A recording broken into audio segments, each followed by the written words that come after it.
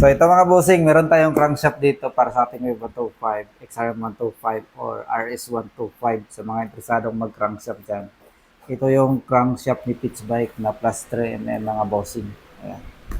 So sa mga naghahanap dyan, yung mga naghahanap ng crankshaft, ito, nasiglit natin sa inyo mga boss. So sa mga di pa pala nakapalo, kung interesado kayo ma-update sa mga paparating ko na parts para sa ating motor, pwede nyo kayo follow kung interesado tayo mga bossing. Ito siya mga boss.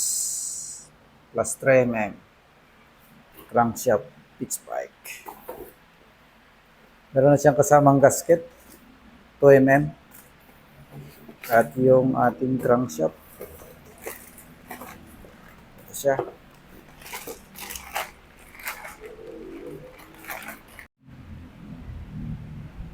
Ayan.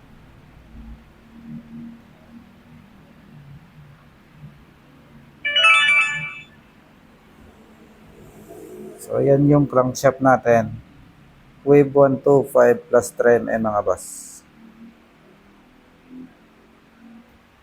Sa mga interesadong subukan yung performance nito, para sa mga Wave 125 user or XRM125, RS125.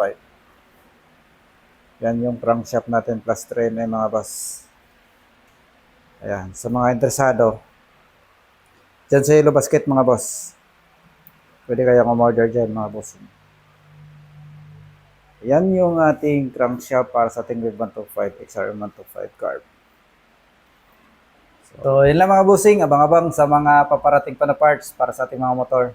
Crankshaft plus 3mm mga boss para sa ating Wave 125, XRM125. Ride safe mga boss. Sa mga di pa nakapollow, pwede nyo kayo follow kung interesado tayo.